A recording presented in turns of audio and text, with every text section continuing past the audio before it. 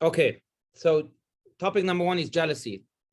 That's the only word on that line. There's no real question, but I suppose the question is, what does Judaism have to say about jealousy, and how do we deal with it? So it's a good point. It's a good topic. It's a good question, because obviously we live in an age of distraction and an age of comparison, as some other theologists have called it, where we're constantly comparing ourselves to others, whether it's on social media, on Facebook, on Instagram. Hey, he has this, I have to have this also.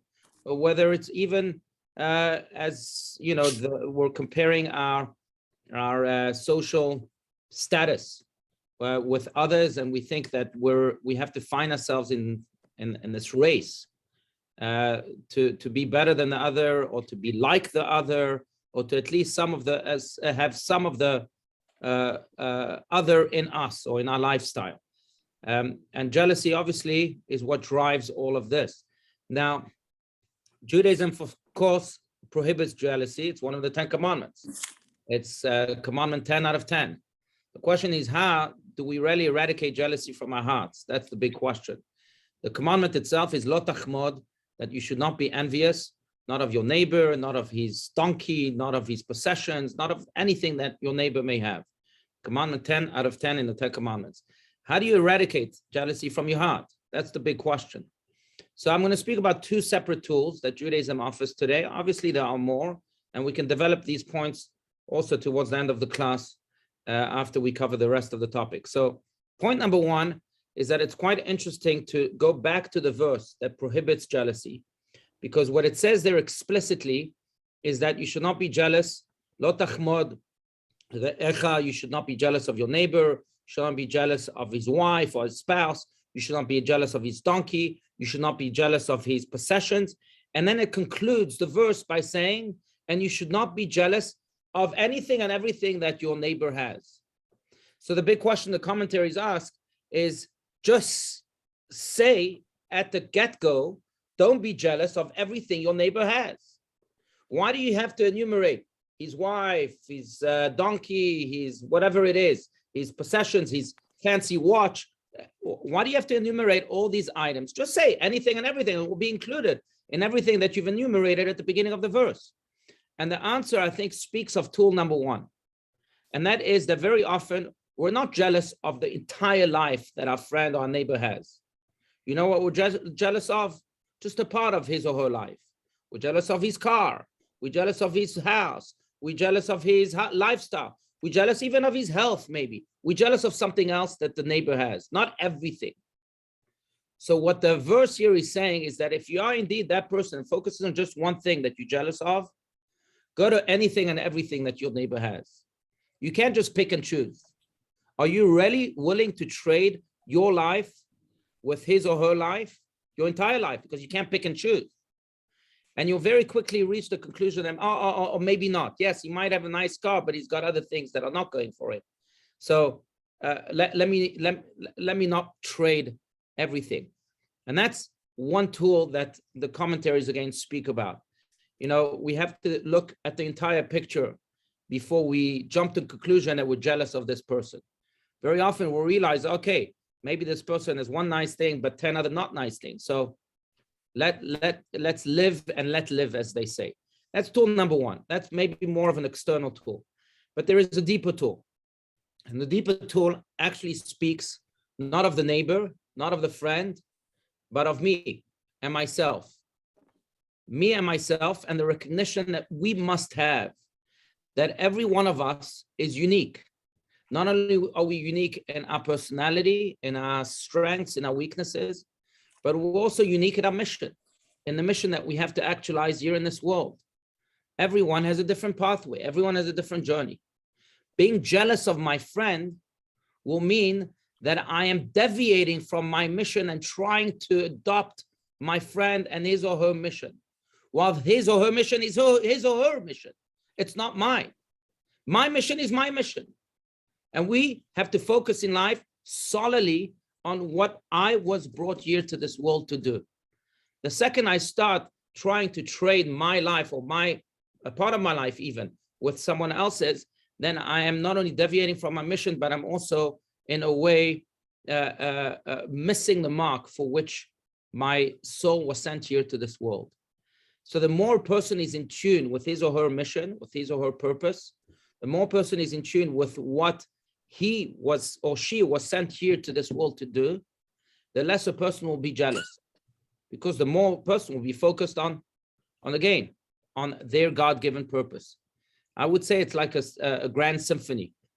Every person is a different instrument. Some people are trumpets, or there's a trumpet, there's a piano, there's a violin, there's a, you name it. There's a flute, there's all sorts of other instruments.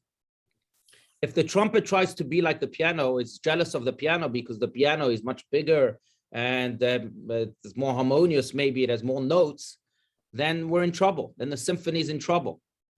But the trumpet has to be the trumpet and it's to be fully focused on being a trumpet. And the piano has to be the piano, being fully focused on being the piano. Otherwise, God's massive symphony is out of tune. So we ought to focus really on ourselves. And the more we are focused on ourselves and our God-given purpose, the less we'll be jealous. It will almost happen naturally, almost automatically. If a person is truly focused on himself and his God-given purpose, he won't have time to look at the other. The other won't even interest him in the sense. The other's car or the other's possessions won't interest him because he has to be him. And we'll conclude with what the Kotzker Rebbe, Rabbi Menachem Mendel Morgenstern, famously said, and I think we've mentioned this in the past, and that is that if I am I because you are you, and you are you because I am I, then I am not, and you are not. But if I am I because I am I, and you are you because you are you, then I am, and you are, and the world can be. What this means is that if I'm focused on me being me, and you are focused on you being you, then I am and you are, and then the world can be. The symphony of God can play in tune. But if I am I because you are you, if I'm trying to be like you and you are trying to be like me, and there's this comparison and rat race going on, then God's symphony will be completely out of order, and we'll be doing an injustice not just to ourselves, but also to the entire world. So that's tool number 2, a deeper, more spiritual tool that I think must be actualized. Now, how do we achieve that? I think everyone should spend time with themselves every day.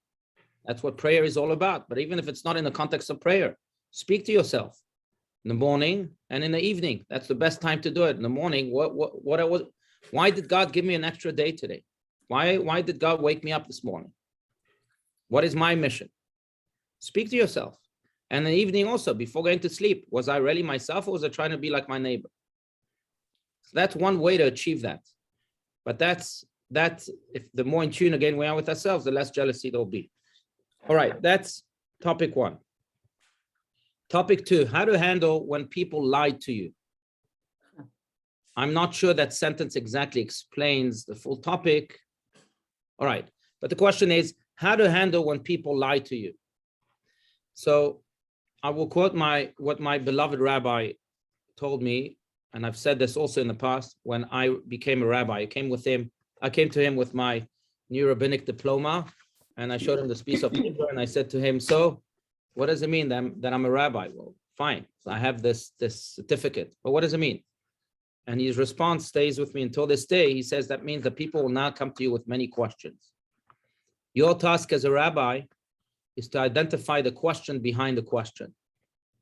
Because you're not just answering the question, you're answering the person behind the question. Sometimes people come to you with questions, but really it's just an excuse to something much deeper. It's very often the case with doctors. Sometimes people come to them with symptoms, but those are just symptoms. They really reflect something much deeper going on.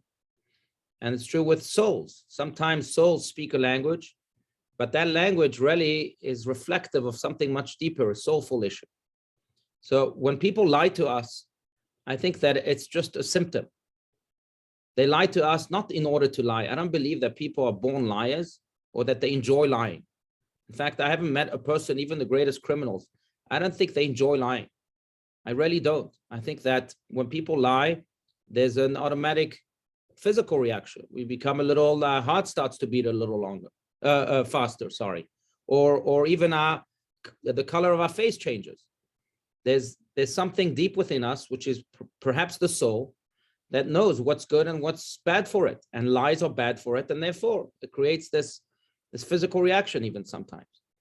But lies are very often just a question, but we have to identify the question behind the question. When someone lies to you, don't judge him for his lie. What you should try and ask yourself is, why is he lying? There's something deeper, maybe something that's embarrassing him. Maybe he's shouting for attention, or maybe he's shouting because he has something truly disturbing him or her, and he doesn't know how to express it, but with a lie. So if you're a true doctor of the soul, then you'll be able to identify the question behind the question. Don't get all worked up by the lie. Go beat deeper, because just relating to the lie will not do justice, not to the person lying and won't heal him. You can't tell a person, don't lie to me. Usually it doesn't work. Or even if you prove to him that or her that he or she lied, again, the person will only feel embarrassed. It's not going to stop him from lying. But if someone lies to me and I say, okay, look, we know it's not true, or maybe it is true.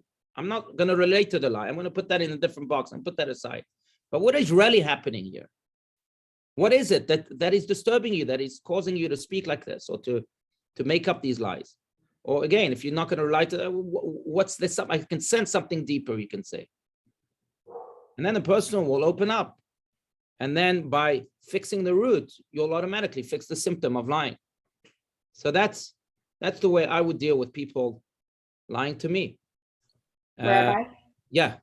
Yes, please.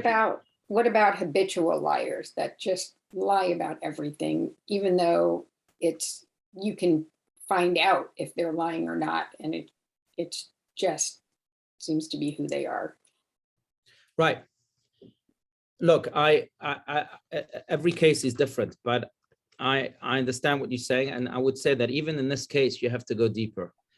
Most people, I don't know if most people, but very often people lie because they're uncomfortable with their truth, with themselves. They're uncomfortable with their lives. So they have to lie in order to, in a way, externally portray themselves as different people, because the people that they are, they're uncomfortable with. So habitual liars is very often, that's the case with habitual liars very often. I mean, I've met quite a few. It's people that can't live with themselves. And maybe they can't live with themselves because of trauma. Maybe they can't live with themselves because they never had the opportunity really to develop their best selves. And they've become a mediocre version of their best selves, to say the least, or whatever the reason is.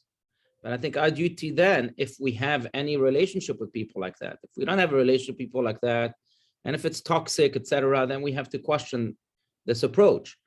But the general approach should be that, okay, I understand that this person is uncomfortable in his own skin. How can I make him more comfortable in his own skin? How can I ensure that the best self of this person emerges? And sometimes it's a hard work, and it's months and months of work. But if it's a relationship that's important to you, it's worth investing in it. Yeah. Okay. Well, Rabbi, Yes. I think that some people are just born liars. I know that sounds kind of strange, but I've had people that I knew that always, you knew they were lying. So you can't change them. Look, I mean, sometimes intensive therapy can change them. I don't know. I'm no psychologist to be able to say exactly what can change them. But I do know that lies in general, as mentioned, is a symptom. It's not the root of the issue. And whether, going back to your question, whether people are born liars, I don't think so. I think lie is a mechanism to either distract yourself from yourself or to portray yourself in a different way than you are at the moment. I think that's what lie is. It's interesting. Let's go deeper into this. But the word for lie in Hebrew is sheker, but in Hebrew, it's very often also kazav. In fact, these two words, sheker and kazav, come together, which means lie and deceit. And sheker itself comes from the word shekar, which is cold. What Kabbalists teach us is that the word for lie means cold, because really a person is born warm. The soul that we each have, in the words of King Solomon, is called the candle of God. That's why for a yard site, we turn on a candle to represent the soul of the person. Everyone has a fire, a candle within. That's warm. That's what a candle is. A lie is called cold, because it comes to, in a way, deviate completely from the true person we are. And so that's the idea. Now, going back to what you were saying, are people born liars? No, I think people are born souls. I haven't seen a baby that's evil yet, and I've seen a lot. I have 10 of my own. I don't think any babies are born evil. I don't think any babies are born liars. I don't think any babies are born anything but warm, but candles of God.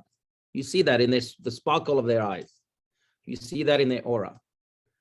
Now, sometimes we don't live up to the expectation of the soul, so we become colder and colder. And eventually that takes over us.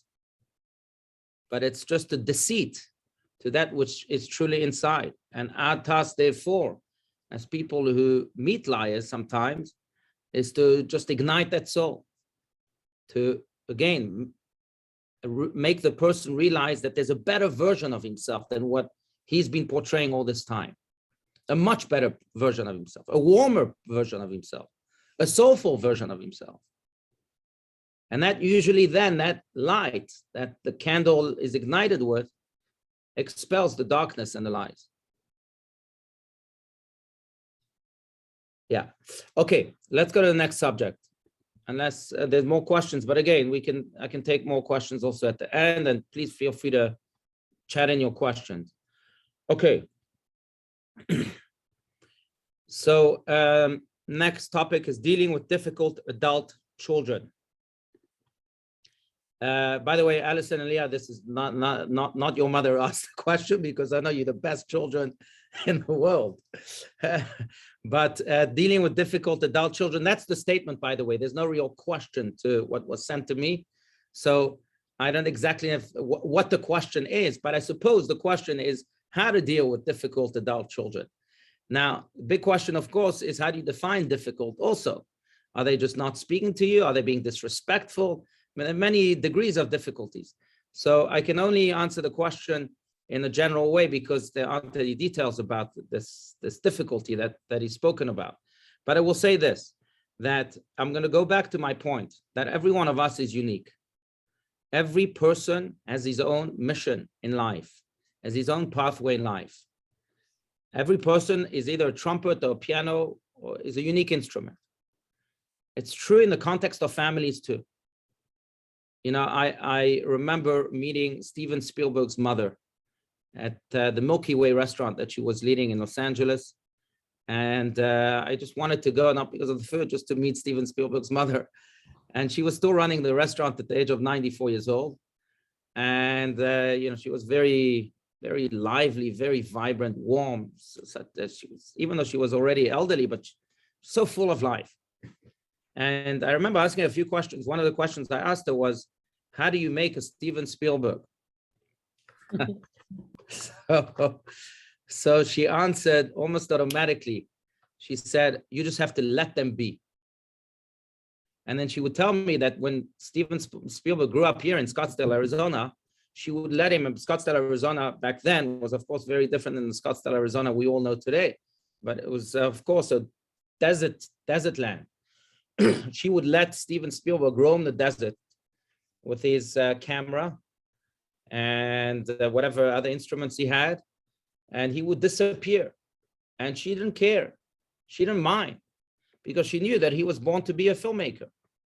So she needed him to explore his own pathway in life, and she let him be. That was the example she used. That's how you make a Steven Spielberg. But I think that's how you make healthy children too. I don't know if Steven Spielberg is healthy emotionally or not. I don't know him. But I'm sure that gave him a lot of emotional boost. Now, that's how you make healthy children, by recognizing that they're different. They're not the same as you are. They're not the same as anyone else is. And our duty as parents is to let them be. Sometimes difficulties come from the idea that I don't let my child be. I want to box him in a specific box.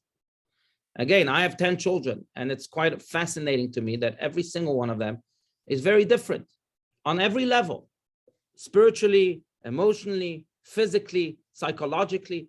Every child is different. And I have to remind myself that as a parent all the time. You have to let them be, let them explore their own pathway. I have children in yeshivas, and I have a child in public school. And I have children that are emotionally introverts and others that are emotionally extroverts. And I have children that are very good at sports, and I have children that suck at sports, but very good at art and photography. Now, I have to ensure that they find their own pathway as a parent and let them be. And if I don't, that's what sometimes, very often, creates difficulties. So that's point number one that's important to remember. If I did let my child be, if I did provide everything for my child to be him or to be her and to fulfill his or her God-given mission in this world, which is, again, very different than any other mission that anyone else on this planet has.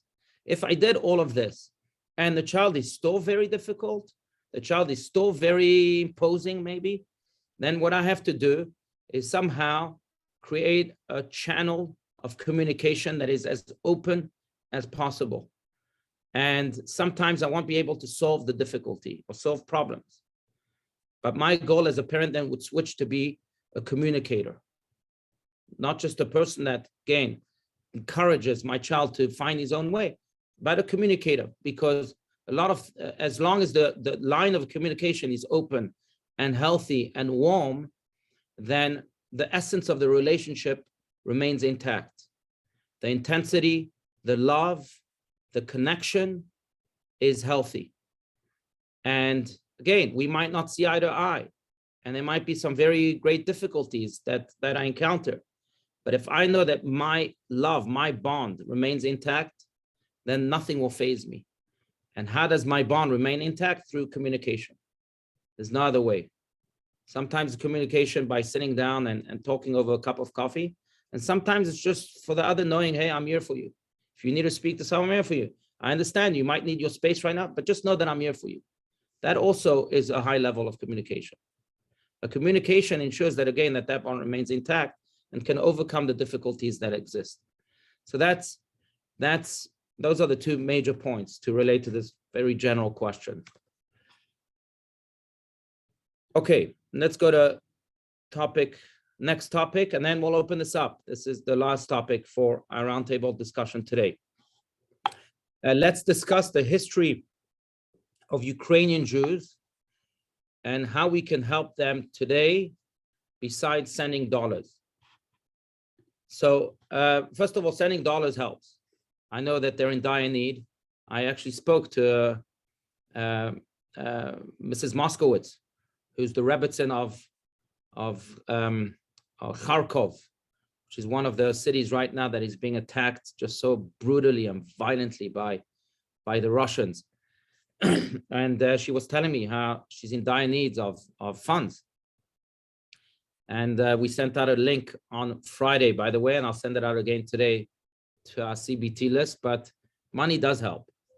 I was trying to organize a Zoom with her today, but the situation there is crazy and very unstable, so I don't know what's going to happen. We might have a Zoom with her tomorrow, we'll see. But I can tell you, let's just talk about the history of Ukrainian Jews. The long history of Ukrainian Jews really started already in the times of Rashi, in the 11th century, where Jews started to settle in Ukraine. They've had many pogroms over the years, great anti-Semitism. Nonetheless, it did not stop them from thriving as Jewish communities. In fact, Hasidic Jewish communities were really based and headquartered in the Ukraine. You know, Ukraine has changed its borders many times, like Lvov, for example, used to be part of Poland, now it's part of Ukraine. There's cities like that. But if I'm talking about the general Ukraine that exists today, this was the center for Hasidic Jewry for centuries. So ever since the Baal Shem Tov really in Belarus began the movement of Hasidism. So it was a thriving Jewish center in spite of the pogroms, in spite of the tremendous challenges and anti-Semitism they faced. With the Soviet Union, of course, Ukraine was under the Soviet Union, and Jews were again persecuted. Soviet Union was against Jews practicing Judaism. But again, many underground schools, I know of people who ran underground schools and mikvahs and so on in Russia, including in the Ukraine, even during communist Russia. And after the fall of the Iron Curtain, thank God, Ukraine started to rebuild itself. And today there are about 300,000 Jews in Ukraine. I know that there are about 200 synagogues, 150 of them are Chabad, by the way, and my hats off to those rabbis and rebbitzins who decided to stay. Some now escaped, thank God, but all of them at the beginning made the decision to stay to help the Jewish communities. As they said, the captains of the ship are always the last ones to leave the ship. You first let the passengers leave and then you leave. That's what Mrs. Moskowitz told me yesterday from Kharkov, which is unbelievable. But there are 300,000 Jews and they all need our help, along with, of course, all of the citizens of Ukraine, as they are facing this evil, brutal, bloodthirsty dictator who thinks of himself as if there are no rules, no laws, no life, and there's no value to anything besides his own ego and his own power. So absolutely, we have to do everything in our power, including money. What else can we do? I would say three things. First, pray. Prayer always helps. And if you have to pick a specific prayer, I would say Psalm 20, Psalm 121, and Psalm 130. Number two, I would also reach out to any Ukrainian family, whether they live in the Ukraine or they don't live in the Ukraine, because most of them do have families still in the Ukraine, and show them your support. Tell them that you're with them. And if they ask them if they need anything, sometimes all they need is a letter. You can send a postcard. We sent out also, you can pen pal with children from the Ukraine. But reach out to any family that you may know that has connections to Ukraine, whether they are Ukrainian themselves or not, and see through them how you can help them. God put them in your circle of life, maybe for that reason, so that you can now, when they need help, finally help them. So reach out. We have, by the way, some Ukrainian families in our own community. One of them, by the way, has a brother in Kiev right now. She doesn't know what will happen to him. Her brother and his entire family. So just reaching out and sharing that message strengthens people's spirits more than we can imagine. And number three, I would say this is more of a spiritual tool, but I think that's still very important. At the end of the day, we don't know why God does things, how God directs this world. Why are there wars? That's beyond the capacity of a human being to understand, even if you're Einstein. But what we do know is that there are certainly forces of evil and forces of good in this world, not just physical ones, but spiritual ones too. To help the forces of good in this world, we must do good. That's the power of doing mitzvahs. When we do a mitzvah, we're not just doing one good, kind act. We're adding light to the world. We're adding strength to the forces of goodness in this world. So I would encourage really people to take mitzvahs upon themselves in order for this force of goodness, both physical and spiritual, to eventually and finally overcome these forces of evil. We can contribute not just in the ways we spoke about before, but also in a spiritual way. And we ought to take, therefore, more mitzvahs upon ourselves. Don't chew on too much. Don't what's the expression? Don't bite on more than you can chew, but still take one mitzvah. And if that mitzvah becomes an habitual act, then take another mitzvah thereafter. Take one mitzvah upon yourself, and I have no doubt that can help, as Maimonides says, tip the scale and ensure that goodness prevails. So that's tool number three. But I'm happy to speak about this more. Now, again, I encourage you to ask your own questions. I have one question here in the chat, and I'm happy to relate to it. And then any other question. The question in the chat is as follows. What's more important, being right or being kind? Well, that's if they're separated. Sometimes they go together. If they are separated, being right or being kind, I would say being kind. They say, do you know what the difference is between adults and children? It's fascinating because when children fight, we were all children once, so we can all relate. And I fought as a child. I'm sure you fought as children, or maybe not. Maybe there are some pious ones here among us. But when children fight, 5 minutes later, they make up and they're best friends again. When adults fight, 5 minutes later, 5 months later, 5 years later, they're still fighting. Why? The answer is because children prefer being happy over being right. Adults prefer being right over being happy. So if I had to pick between being right or being kind, I would always go for being kind. That's where happiness comes from. Being right, who cares? Let God take care of that. Let history take care of that, whether I was right or wrong. Good question, though. All right, any other questions? I have a question. Yes, please, Sue. It might be, I don't know if it would be considered personal or if it's even valid, but I was always told that you had a brother that was a rabbi in Russia. Oh, Wondering if he's there right now or what. thank you. Yes, yes. So the brother that was here for the Soul Conference, the flutist, is really a prodigy in flute. He used to live in Russia. He left about 2 years ago. Oh, okay, Live in because Moscow. I was kind of Correct, yeah. concerned about that. Yeah, Okay, no, thank you so much. No, absolutely. You can ask those questions. okay. You can ask any personal question. You can ask any question. I don't promise to answer them, but you can ask any question. Right, okay. I But just was concerned. Yeah, he's back in Israel. I didn't know which brother it was. Yeah, and- yeah. Thank you for asking. Yeah, yeah, yeah. No, thank God. All right. Any other question? I do want to encourage you to continue to send in, whether we're having roundtable discussions or classes, send in your questions. And when we do have roundtable discussions, then we'll gather them all together and relate to them. So even if you have a question in the middle of the night at 3 o'clock in the morning, you can't fall asleep because of this question, then send it in. And if it's that urgent, we might have an emergency class just for that question. Rabbi, should we end with a prayer for the Ukrainians? I want to, yeah, absolutely. But I do want to leave more room for questions first. Okay. Yes. Yes, Janet, please. Rabbi, will you email me, please, when you have a moment, the Psalms and the contact, and then I can give that to everybody on suggestions of doing more for the Ukraine Yeah, situation.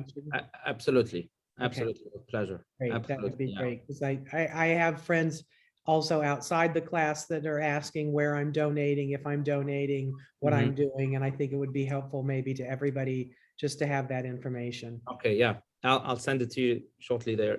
Thank you. Shortly after this class. Yeah, absolutely. Thank you very much. Sure. And is the temple doing do you know if the temple is doing anything specifically? So yeah, I'm working on it. I do want to, the big question, I mean, they need, look, the Ukrainian Jews right now need the basics. They need blankets, clothes, they need canned foods, they need all of that. So the question is how to send it afterwards to them.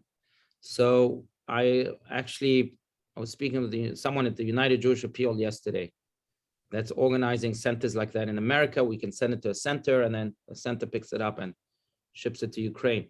So I'm going to have more information about that if that's what you were asking. Great. Yes, please. That would be great. And then Yeah. I'll make sure everyone in, like I say, in class gets it, and Yeah. then whoever wants to send it to whomever. Thank you. Okay, thank you. Rabbi, it's Yes. Hannah. Yes, I just say, I don't know if everybody knows that the president of Ukraine is Jewish, Yeah. and his father had 3 or 4 brothers that were murdered in the Holocaust. Yeah. So his uncles were murdered in the Holocaust. And so now Yeah. that, just good to know. Thank you. Absolutely. No, he's emerged as a hero. Really, it's amazing. Yeah. Rabbi, Respect him. Right. Everyone has a question. Yeah. Yeah. Go ahead, Alison. Yeah. Okay. Just thinking about the whole situation with Ukraine and Russia got me thinking the last time that I was in the group, we spoke about kind of good versus evil and how does someone, I guess, become bad, and with someone like Putin on such a large scale, like so to me evil, just like how does someone become like get to that level? There is this video that was circulating, this viral video where this woman sort of like, she honestly like put all the blame on his mother, which I thought was so ridiculous and so kind of like outlandish. And I guess I'm sure it's a mixture of so many things, but how does one get to that level of bad? Right. That's an excellent question. Excellent question, because there are different answers for different people. I think it depends a lot on your upbringing. Certainly, it depends on your DNA sometimes.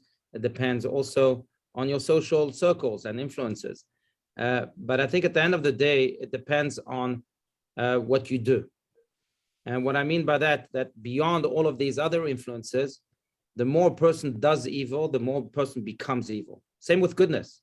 The more a person does good, the more a person becomes good. Like Oskar Schindler, he was a terrible human being, terrible on so many levels. But he did good, and he did good, and he did good, and he did good, and he became good. And so it is with evil. The more a person does evil, the more a person becomes evil. The more evil becomes not just permitted in his eyes, but almost becomes like an obligation in his eyes. And I think that's what happens to dictators like this.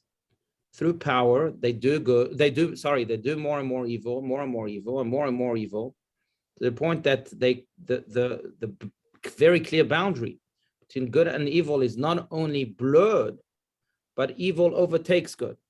And that's all they see, and that's all they do. So I think the greatest ingredient to evil, although there are other ingredients like you mentioned, is action. It starts small, by the way, and then it grows and grows. Yeah, good question. But same with goodness too. That's why we're so into mitzvahs. The more good you do, the more good you become. Yeah. Rabbi? Yes, Julie. It's so heartbreaking to see what's going on, and like, there's so much already going on. How do I handle the feelings of just sick, just feel sick about it. It's Right. So I'm going to share a story that I think can add some clarity to that. In 1973, shortly after the Yom Kippur War, the chief rabbi of Israel went to visit the late Lubavitcher Rebbe, Rabbi Schneerson of blessed memory in New York. And obviously everyone was very downtrodden in Israel because it was one of the most devastating wars we had experienced as a nation. So the Lubavitcher Rebbe was asking Rabbi Allouche, the chief rabbi, how is the mood in Israel? And Rabbi Allouche responded to the Rebbe, well, the mood in Israel can be well described by a question that everyone is asking in the streets. What's that question? The question is, Ma ihyeh? What's going to be? What's going to be? And the Rebbe became very serious. He grabbed Rabbi Allouche's arm and he says to him, Rabbi Allouche, I'm surprised at you. That's not a Jewish question. The Jewish question is, what will we do? Not what's going to be. What are we going to do? And very often we turn on the news, especially in our day and age, especially with this war in Russia, in the Ukraine by Russia, and we say to ourselves, what's going to be? What's going to be? And that can cause a lot of distress and even depression. But we have to remind ourselves that there is no answer really to what's going to be. That's God's department. But we must ask the question of what are we going to do about it? And what we're going to do about it is, as we mentioned, we ought to pray, add mitzvahs, financial aid, reach out to Ukrainian families, strengthen them, be in direct relationships with them. These are actions we can do. And then if we go to sleep, knowing that at least I've done everything in my power today to help the Ukrainian crisis, I won't be able to solve it myself, but I've done everything in my power, let God do the rest, and I can sleep a little bit better. What we got to do? We have to ask, what will we do?